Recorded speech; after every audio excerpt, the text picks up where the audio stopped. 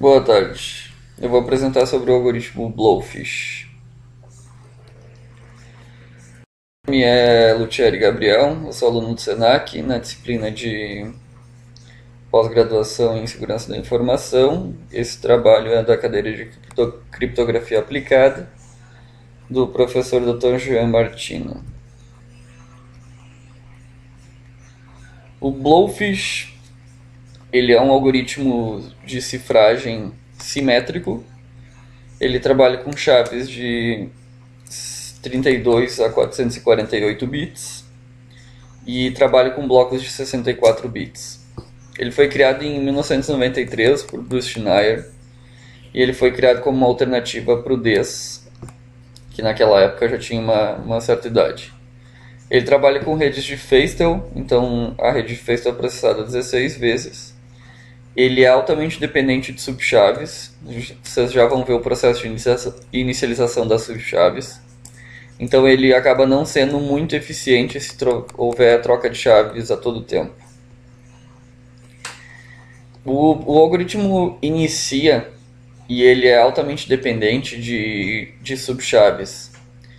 Então, inicialmente são criadas algumas matrizes com subchaves que vão ser usadas mais tarde para fazer a cifragem. Inicialmente é criada uma P-Box com 18 elementos, aqui eles estão listados. Aqui, por exemplo, P0, P1, P2, P3, P4, P5 e assim vai. São 18 elementos, cada um deles tem 32 bits. Aqui eles estão representados em hexadecimal para ficar mais fácil de mostrar. Esses valores são constantes, então toda a inicialização do algoritmo tem esses mesmos valores. E esses valores são provenientes dos dígitos decimais do π. Então o π é 3,1415 alguma coisa. O 14, 15 alguma coisa e todos os outros dígitos são o que formam essa matriz. Então a origem desses valores são os dígitos decimais do π. Então inicialmente a gente usa 18 elementos de 32 bits cada um. E depois são criadas mais 4 S-boxes. E cada uma dessas matrizes tem 256 elementos. Aqui eu mostro, por exemplo, a matriz 0. Esses valores são reais. Né? Eu peguei os valores do π, coloquei aqui. Então são 256 valores. A matriz 1 é a mesma coisa. São mais 256 valores. A matriz 2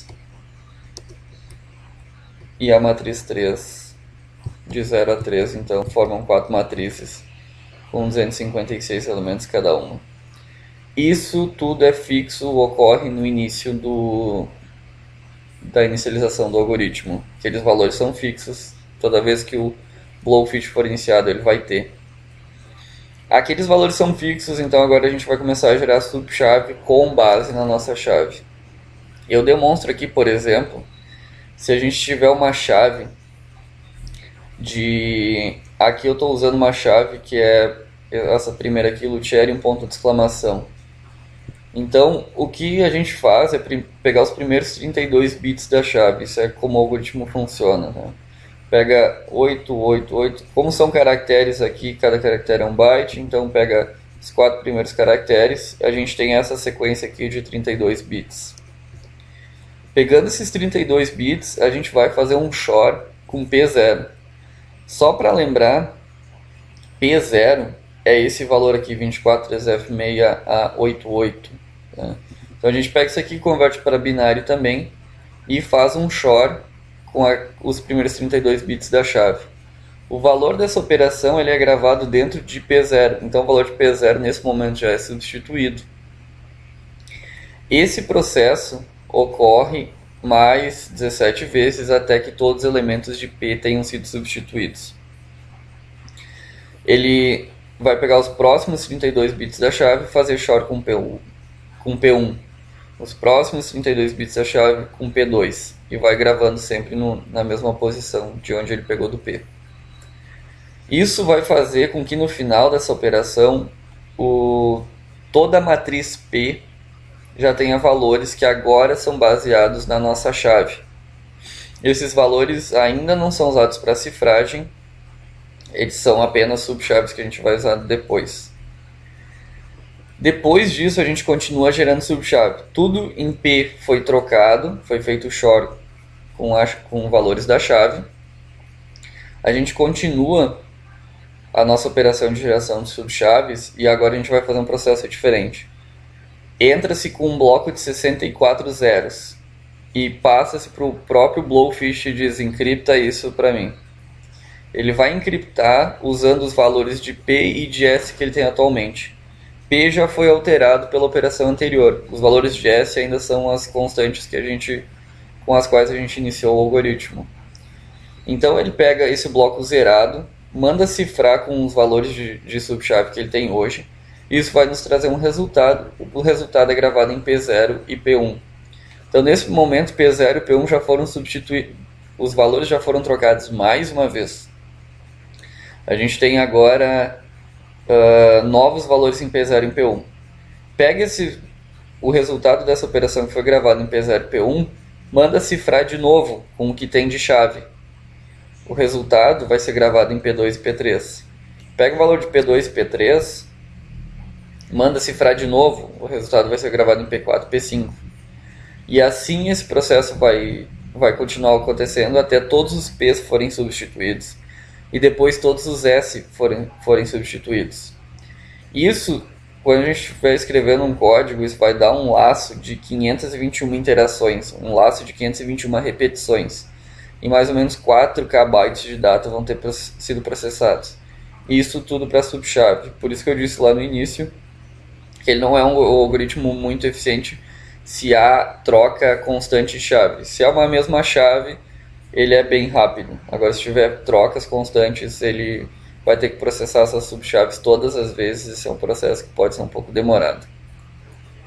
Agora a gente vai para a cifragem de fato, o processo de cifragem do algoritmo, que pega um bloco de 64 bits, que é com que ele trabalha, divide ele em dois, tem 32 que vão ser processados de uma maneira e 32 vão ser processados de outra. Então a gente pega 32 bits, faz um XOR com P0. Só para lembrar que P0 já foi mudado 2 vezes até o momento. Ele não é mais o valor original. E esses 32 bits de P0 vão ser feitos o XOR com 32 bits do conteúdo que foi passado para o algoritmo. Isso tudo vai para uma função f, que a gente já vai ver como funciona. O resultado da função f é feito o XOR com os outros 32 bits de conteúdo. Isso tudo faz uma inversão. Repete o processo, agora pega P1, faz XOR com 32 bits, joga para a função, faz XOR com os outros 32 bits. Inverte, esse processo repete mais 13 vezes. Por último, a mesma coisa. Faz um XOR com 15 bits aqui, com o elemento 15 de P, desculpa. Joga isso para a função f, faz XOR com os outros 32 bits ali. A última rodada, que é um pouquinho diferente, que é feito... não se inverte e se faz XOR com P16, se faz XOR com P17 e no final a gente tem o texto cifrado. Esse é o processo de cifragem. Só para lembrar, aquela função f que é descrita ali, vocês podem ter visto que até o momento, aqui na cifragem não foi usado as S-boxes em nenhum momento, mas elas são usadas dentro da função f, que a função f está aqui. A função f ela recebe 32 bits, como a gente viu. Pega esses 32 e divide em 4 octetos. Aqui eu transformei os valores dos octetos para decimal para ficar mais fácil. Então pega os primeiros 8 bits, isso dá um valor de 76, guarda numa variável A. Pega os próximos 8 bits, converte eles, aqui vai dar em decimal, vai dar 117, vai para B, 116 para C, 105 para D. E esses valores vão ser usados na função f e vão ser usados como índice de matriz. Então, vamos lá. O valor aqui vai ser usado, essa operação vai ser feita usando os valores das matrizes S. Então, quer dizer o quê? Ele vai pegar o elemento número 76 da matriz 0 de S, vai somar com o elemento número 117 da matriz 1 de S, vai fazer um XOR com o elemento 116 da matriz 2 de S e vai somar com o elemento 105 da matriz 3 de S. Só para lembrar, se a gente for lá para a matriz S, aqui a gente tem a matriz 0, 1, 2 e 3 que vão ser usadas na operação F, na função F. E aqui a gente pegaria o valor, o elemento número 76, que foi o primeiro dígito lá que a gente conseguiu, que é um desses valores aqui, é o elemento número 76 dessa matriz. Esse valor é somado com o elemento número 117 da matriz 1, que é feito um XOR com o elemento 116 da matriz 2 e soma com o elemento 105 da matriz 3. E isso é a função f que é listada aqui dentro da cifragem. Então, a cifragem é basicamente isso. É a função f que usa as S-boxes e XOR com a matriz P. Isso tudo no final entra 32 bits, sai 32 bits de texto cifrado.